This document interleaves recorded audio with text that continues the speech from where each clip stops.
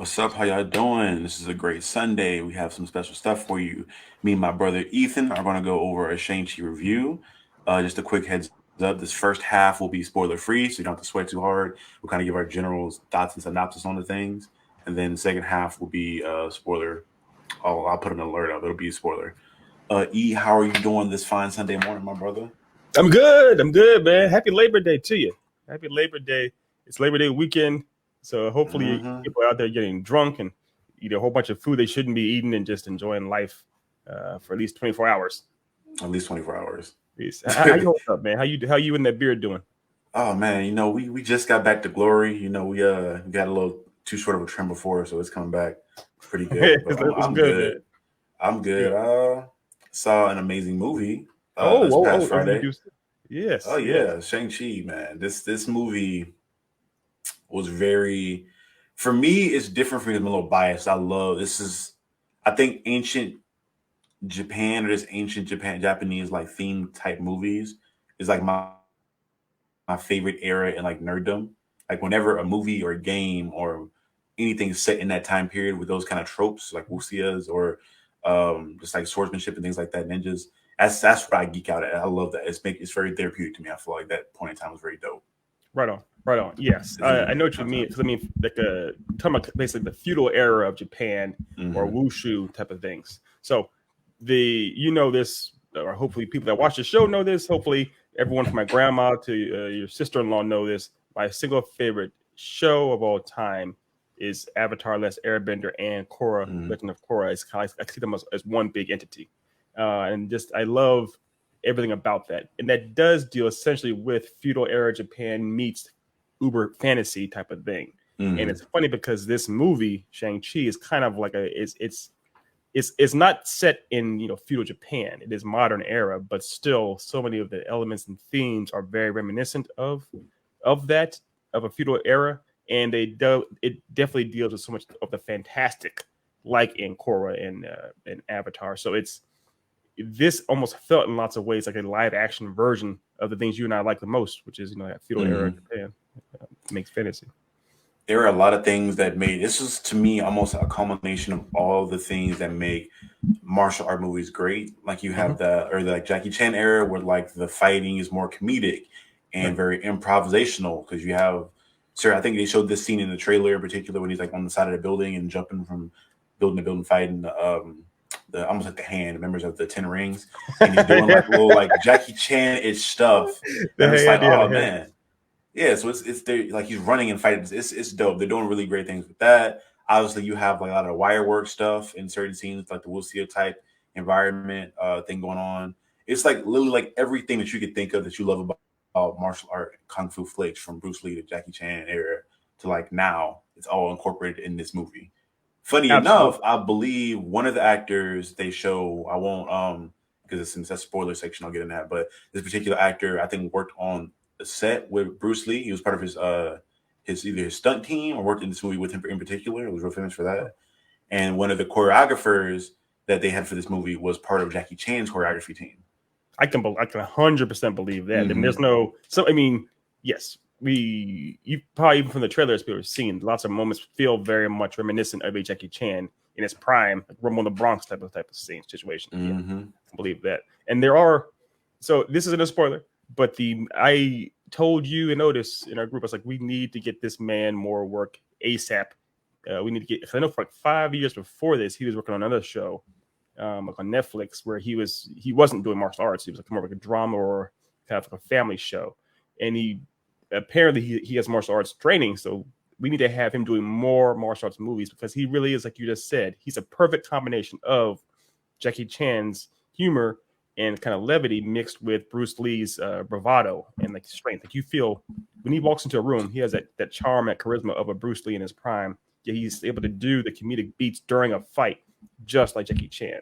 So the fact that You talking the about Sam teams Liu? from Jackie Chan and Bruce Lee both, I can believe it. Yeah, You talking about Sam Liu, the main character, right? yeah, of course, yes, yeah, Oh, yeah. so the two people I was talking about was not him. He is, I think, way too young to be in Bruce Lee's, obviously in Bruce Lee's that team. But yeah, Sam Liu, Oh no, I've no, seen not that him. stunt team. I mean, not a stunt team. No, but as far as the actor, as far Yeah, as yeah, someone yeah. that has the on-screen presence of a Bruce Yeah. Lee meets Jackie Chan in a way that, I mean, we both like all kinds of other marks. Like Jet Li is great, but Jet Li doesn't have the comedic timing that that Jackie Chan did. Or we all love, Iko Uwais, the guy that's in the Raid. He's fantastic, but he doesn't have that bravado that that Bruce Lee does. He's he's a different kind of person.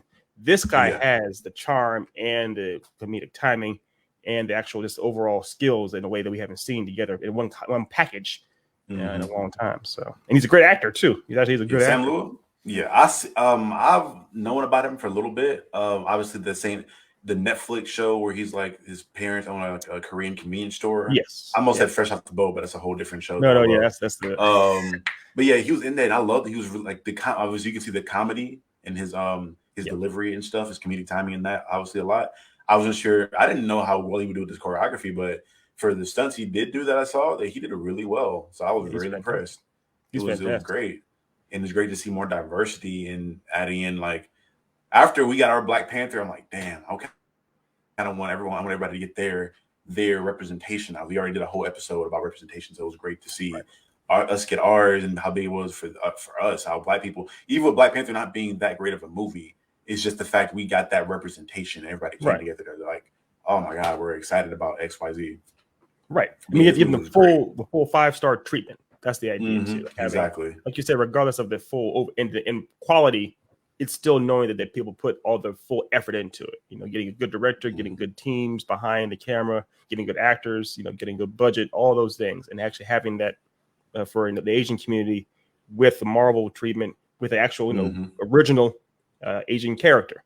I know Shang Chi is like a C-list character. He's not the most well known, but until now. But he's still a cool character. And Fing Fang Foom, the dragon, as well. Well, that's not Fing Fang Foom. That wasn't Fing Fang Foom. That's not him. That's not Fing Fang Foom. I don't think they just call him the Great Protector. Yeah, that's true. Yeah, that's true. But because Fing Fang Foom, I'm assuming is who the beat. Well, almost sports. Yeah, but it was good to see, like you said, representation of a different kind.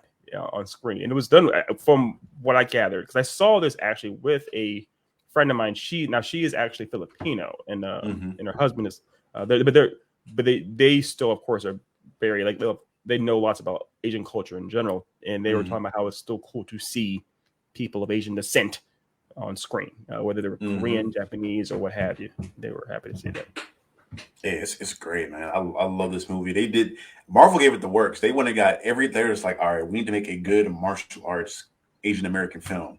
Let's go get everybody we can think of that has done all the greatest martial arts movies that we can think of. They went again, Michelle Yeoh from Crouching Tiger. She's like she's Michelle Yeoh, great Crouching Tiger. I love her to death. They went and got obviously the two people I mentioned that were in both the Bruce Lee and Jackie Chan teams. The music for this is beautiful, like the composition, everything possible to make a good wuxia and just movies of that particular area and field where they did everything they possibly could do. So I was like, it's going to be very hard for you to miss if you have all these great ingredients. I don't know how you come out with a bad dish.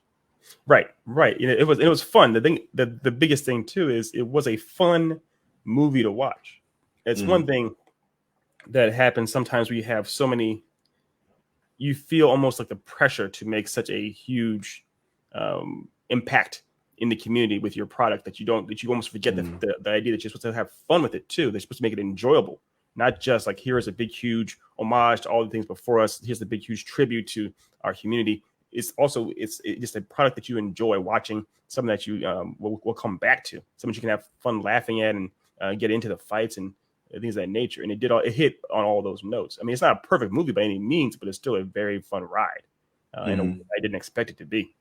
So even more so, I found it really great. I feel like they represented, again, I can't speak for the culture in general because I'm not part of it, but I felt like from the people I knew growing up, my Asian friends, they felt like they represented the Asian American people also, with like the fact that if you look inside of like his room or like Aquafina being there, they're more obviously more they are inspired a lot more with like hip hop and Black culture, where like they're not, I won't say Americanized because they grew up in America, they have a lot of American culture or whatever, but they're also in touch with their roots.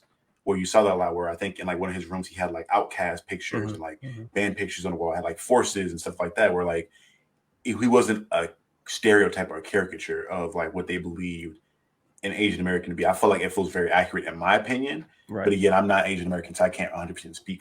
I can't speak for that 100%. But from me growing up with Asian American friends, it felt like I knew this guy or I knew Right. Aquafina in this movie.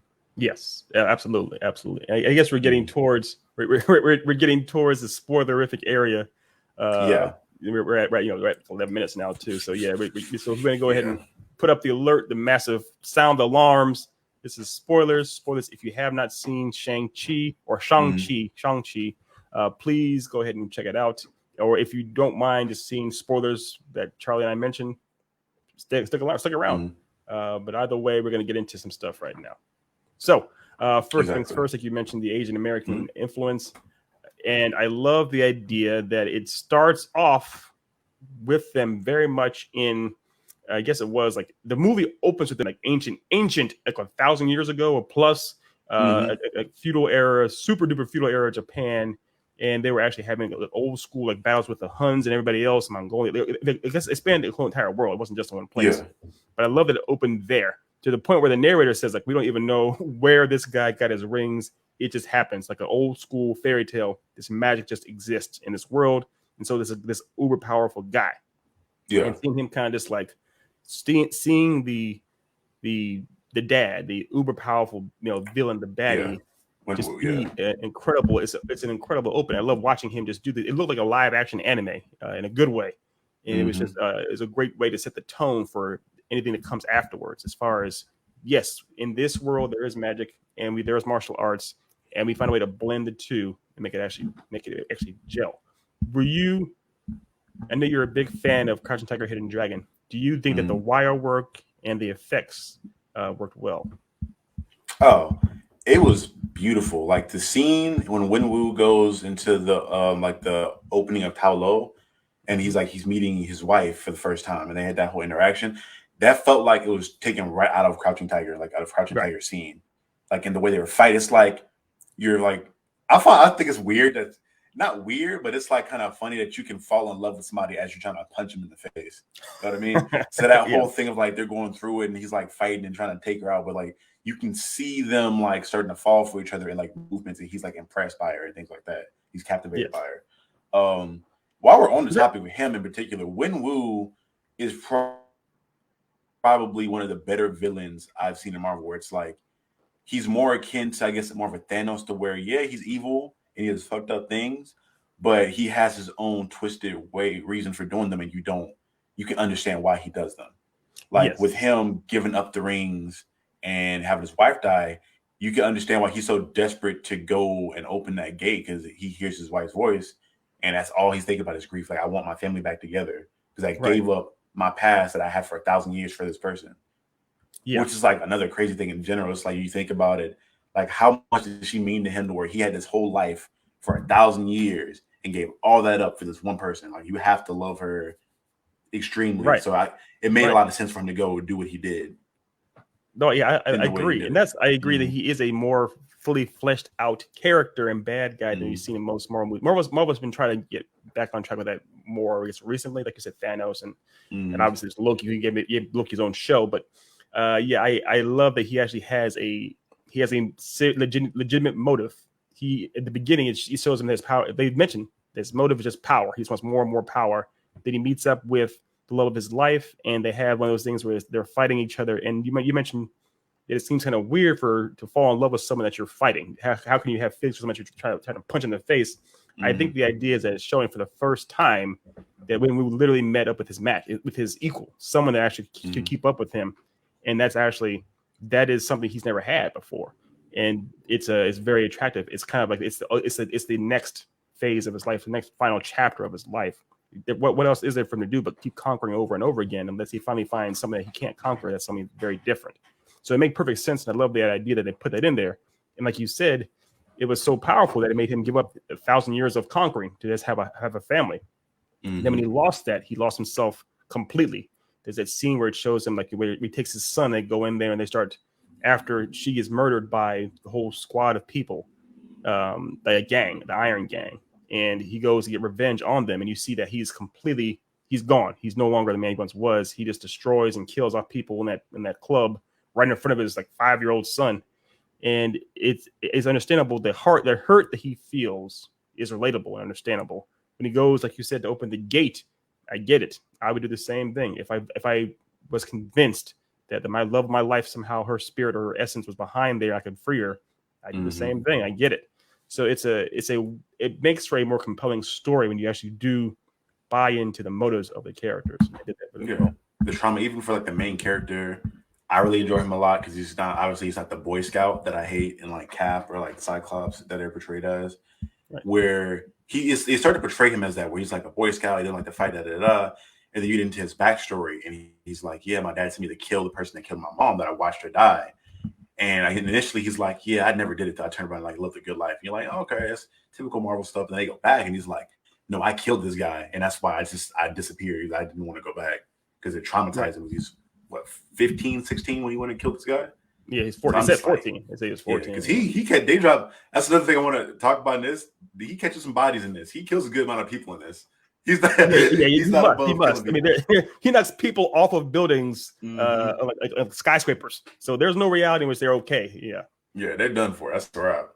I did want to get in. Oh, go ahead. What you say? No, I was gonna say the part that you brought up of him being a teenage assassin, him going and killing the man who killed his mom. That was one thing I kind of wish they had shown that essentially, because what way they address that or deal with that is kind of, they set it up beforehand where he's battling against Michelle Yeoh, and she says there's two sides to you. There's a side of your father, a side of your mother, and you're trying to deal with that. Up until that point, the movie hadn't shown as much of him gripping or dealing with the idea of the two sides of himself. He seemed more like a mystery in a way. And then we find out what he's dealing with is actually the idea that he gets feeling shame or guilt for having murdered the guy, for being a murderer in that sense when he was a teenager. And I wish they had shown a scene showing him doing that, showing him actually having a murder in front of him, and as a teenager, what it's like to actually be face to face with your mother's murderer and the choice with actually being able to murder them. They didn't show that at all. And I wish they had done that. I wish they had kind of given us that window into his soul. That'd have been a pretty compelling scene to me, because you saw him struggle with his mother's side a lot, like you said. You didn't really you saw him training with his dad, but you didn't really get to see a lot of him being under the influence of his father, because he was like dead set on like, I'll do whatever you say because we have to get this guy. So that's I completely agree. Yeah. Interesting change in the rings. So obviously people know that the 10 rings were originally rings that were in the possession of Fing Fang Foom, obviously first near alien technology in the comics. And each ring has its own power because there's like a spirit trapped inside of each ring. Right. But in this movie, they switched it up and they're more akin to something like a Mjolnir in a sense, where like they're just like this mythical weapon that's very ancient that you can use for like telekinesis. You can use them like as like a wielding weapon, which at first I wasn't sure how I feel about it, but in the choreography they used him in, where he was fighting with him, I'm like, this is kind of sick. Like the fact you just like whip a couple of them out, come back, like it was very like, again, we talked about Jackie Chan influence. It was very much so, I feel like that, and the improvisation with them, because they're so versatile and you can do so much with them. It felt like you have a lot more things you can do in scenes and fight scenes with them. So it was very dope to see that. And the Kamehameha wave, obviously, that was one funny thing that I think I so call out the movie. Yeah. Get to the end of the movie. How would you feel about the final demon? I think the official name is the Thing or He that dwells in darkness. I know it's from the comic, but I don't remember a lot of issues, a lot of big runs with it in the comics. Right. Yeah, because they left the name. They were kind of deliberately vaguish with the names. Like they said, the Great Defender, and they said basically the Great Evil, almost like the whatever it was. They didn't really say what the name of that bigger beast was, and it was cool. It was the CGI and graphics on these creatures, even before those things. I mean, it was basically, I know you're a huge fan of Pokemon. It was basically Pokemon Land. All those creatures looked like amazing. Like the Eevees, like the fox with the 12 tails, the Eevee type of thing. All those creatures look really, really well done. The giant, like Japanese dragon type of like horse dragon. Yeah, they're all amazing to watch. And then of course the actual the Great Defender. They spent so much time. I'm not sure how much it must have cost because they were on that thing a lot, and it was battling against the other dragon flying, the Mm-hmm. evil dragon a lot. They all looked great. It looked great. It was interesting because obviously the trailers and the commercials don't show any of that. You know, I didn't see any of that in the advertising, and it's such a big part of the third act is seeing all those things come together. But I thought they actually did a good job of making it kind of blending it all, and it was a way of having a multi-generational bridge actually showing the past, the ancient past, come to the present in a way where it still is makes sense enough for a modern audience. It makes sense enough for the characters to be dealing with it. So I thought it actually all came together. It was a bit overwhelming at times, but in the end, I still give it a positive review. Yeah. How about you? The kaiju battles kind of I was like, this looks really dope. It's really good CG. And then it kind of went on for a little long. Yeah, it went on for a while. I'm like, are they about to have the Protector like just beat this thing? And then obviously you see Shang-Chi come through and kind of do his acrobatics and things like that. I'm like, part of me was like, damn, how strong is he? Because they talk about how this thing would destroy the universe. And I'm like, so this is a universal level threat here that he can defeat with the ring, with just the rings. Because at this point, I haven't seen at any point throughout the story where, because I know in the comics he has abilities where he can like make copies of himself and do things like that. But he has no abilities here really besides like the rings and like him having the dragon scales. So I'm like, he just has a hand. Like either these rings are that strong or he has abilities that they haven't really gotten into yet. I don't know. But I'm like, he's strong as hell. If he's taking a universal threat, like kind of just him. Granted, the dragon helped, but he took this thing down with just him. It was just him wielding the rings ultimately. Yeah. And he's untrained. He's untrained with the rings. He's trained as a martial artist, as a human, but he hasn't trained at all as a with the rings. Now, granted, he is the descendant, the very next descendant son of Wen Wu, who was basically immortal from thousands of years. So maybe there's something else in his blood. He's not just a regular guy, but it's more to it, I guess. Yeah, it's interesting. Also, you saw the post-credit scenes, right? Yes, I did. Obviously, so what they went into detail about it being a beacon. So in my mind, because the Great Protector, they didn't really name it as Fing Fang Foom. And usually when they tried to make the comic or the adaptations of what they're doing from the comics somewhat resemble them, and this dragon in any way did not resemble Fing Fang Foom. Like, no, he didn't. Although Fing Fang Foom is like it's a dragon. It's a big dragon type of thing. So I wasn't sure if they were trying to do like a modern update as far as how he might look on screen, but yeah. Plus, in the rings didn't really have any relation to the Great Protector either, because in the comics, the rings are I think Fing Fang Foom is like the owner of the rings from the alien race he's from. So in my mind, that beacon is a beacon to Fing Fang Foom is what I'm thinking, and he's like coming for his rings. Is what I guess either that's what I'm thinking. I don't know what else the beacon would be to. Because apparently they're older than 1,000 years old, according to. He's older than 1,000 years old. Yeah. And I guess that's the idea somehow, because they said at the beginning with the opening narration that the myths are that when we got the rings either from a crater or from like some other thing, and it may have been that somehow Fing Fang Foom like dropped them or when he was passing over, or I'm not sure. But it's possible, that he is the one who's now sensing them and wants to get them back. That makes sense. I agree. That would make sense. Or what I'm guessing is just a guess here. The Eternals, they talk about the emergence and how I don't know if it's just all the Celestials coming back or what the emergence is. I'm assuming that the crater the rings came from is from whatever was inside of the Earth in the Eternals movie. I think that's how they're going to connect. Because originally the Eternals was supposed to come out before Shang-Chi. It was? Oh, okay. Yeah, we got pushed back. So I'm assuming whatever's in the Earth is what crashed with the rings, and then that'll kind of give the explanation of like, all right, so when we was here, or like to have a post-credit scene where like he comes and finds them. That would make sense then if whatever the Eternals were doing with in their movie or their storyline, and he pretty much as a byproduct from their stuff, he got it. And these weapons that are much more that are beyond mortal man, essentially. Okay. Interesting. It was now here's the thing too. I know you like Doctor Strange a lot. The cameo, not cameo. I guess this is not even a cameo, but the role that Wu played, Juan played in this movie. It was kind of odd because it was fun to see him. It was great. I know he obviously is there because he's an Asian actor himself, but it was odd because he's doing cage match or not cage matches, but kind of underground, an underground fight ring fighting, I guess, for prize money or something. and that Yeah, seems almost for out of bets, yeah. character for Juan. Like Juan wouldn't. Juan is always on Doctor Strange for doing things that go against the strict code of the of what they're supposed to do with the Sanctum Sanctorum. So for him to go out and just have weird underground fights with Abomination seemed out of character to me. I'm assuming, obviously, he's going to be a recurring character in all the movies. I'm pretty sure, obviously, but I'm thinking it's coming into more of the Thunderbolts thing because there's a show called the Thunderbolts coming Recruiting out them. where, yeah, it's gonna be a show, and the Thunderbolts, and essentially are like a collection of villains. It's almost like a Marvel Suicide Squad in a sense.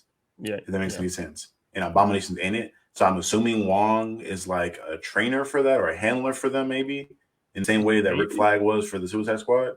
Because he was talking with Abomination like they were homies. Like he's like, "Hey, Right. I They told you about were. that punch." Yeah, and then they walk off, and then they walk off together. He does the single, the Yeah, circle, and they walk off. So it's all that I was a little confused about what was going on there. Yeah, he's probably just training them. I guess I'm assuming so. If this is the same Abomination from the original Incredible Hulk movie, where he's just been in right. prison for so long, so he's just getting like time to jump in and out to go train or whatever. Okay, I was like, okay, Wong, nice with it. Wong got some hands. He's thinking on this. He's nice. I like that. Yeah, I feel like he's gonna be one of my favorite characters in just seeing him more and more because he's really like almost Ned, Spider-Man's friend is like. Obviously, it's kind of they're both Asian, so there's that whole thing about not because they're both not Asian. just to like have that be the thing, but the fact that like the comedic relief and they're always like around and like whenever they're in a scene, I smile and laugh. Like they had their energy and like their delivery with stuff is just dope. Sure. Yeah, I definitely like Juan a lot. Juan's great, and he's gotten more to do in these movies as well. Because the first Doctor Strange, he was very much just like almost like the straight cop in the buddy cop scenario. But this he's actually got more character, more personality, more doing more things. He had more fun. And I love the very end, the post credit scene when he's like telling them to go home and your role's going to change. You guys need to go home and do some stuff. And then Shang Chi's like, yes, we could. Or it's like this Hotel California. Yeah. Brandon, perfect call back to them going to doing karaoke. So he seems like a very fun character as well. And I think he could be in lots of ways almost like a mentor figure to Shang-Chi in the sense of not how to do martial arts, but how to introduce him to this world that's magic. Beyond him, the magic and Marvel and the actual Marvel world essentially. So it'd be fun. He'll get a power up at some point, and I'm assuming his power up is going to be more magical versus physical.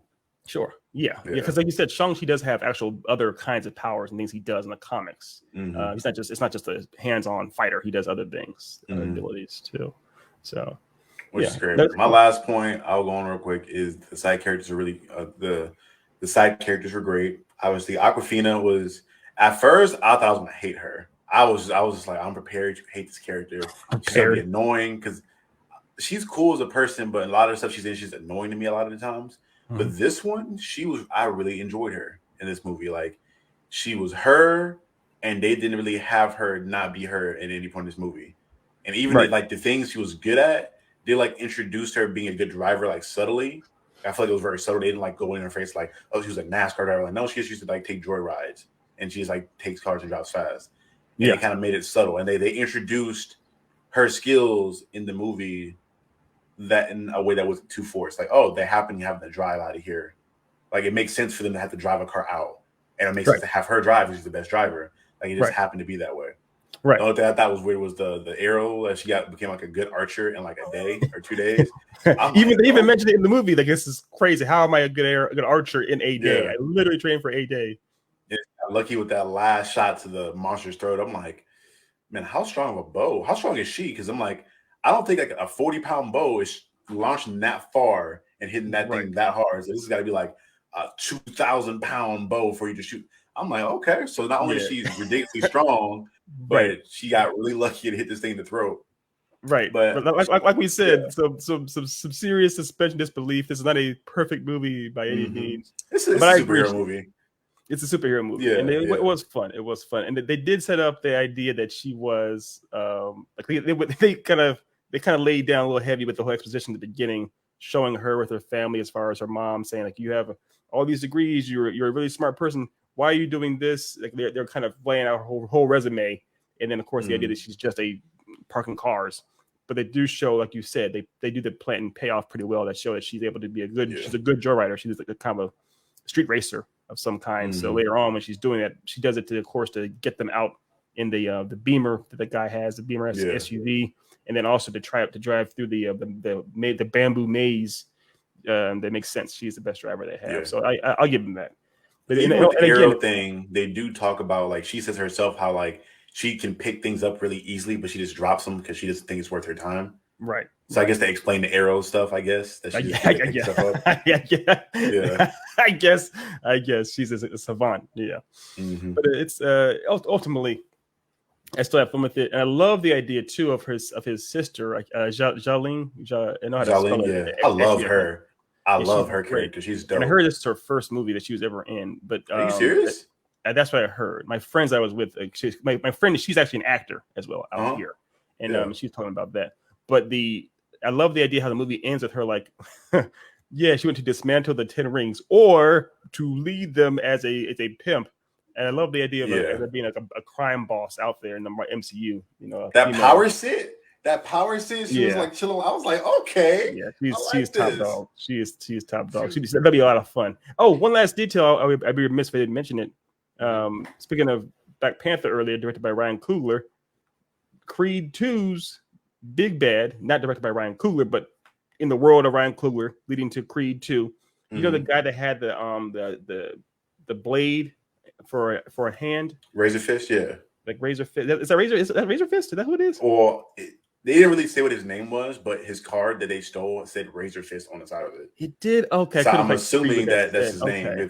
He put that on his own card, I guess is his name. Yeah, I couldn't quite tell what they were saying. Okay, that makes sense. I guess that is Razor Fist. Okay, you got me there. You got me. So Razor Fist. You know, Razor Fist was the same actor that played Drago Jr., Drago's son in Creed 2.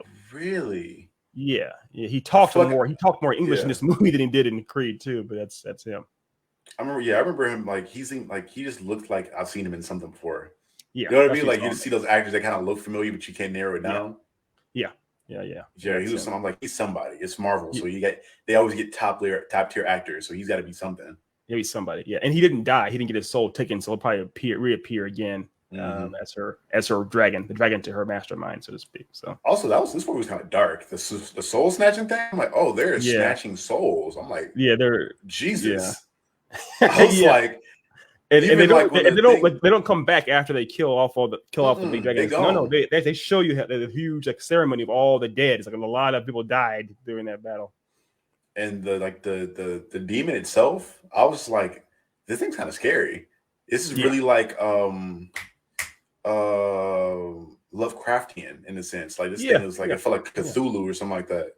Mm-hmm. Yeah, that's not. Yeah, it's like a Japanese Cthulhu. Yeah. Mm-hmm. I love it, man. But yeah, that was all our thoughts on Shang Chi.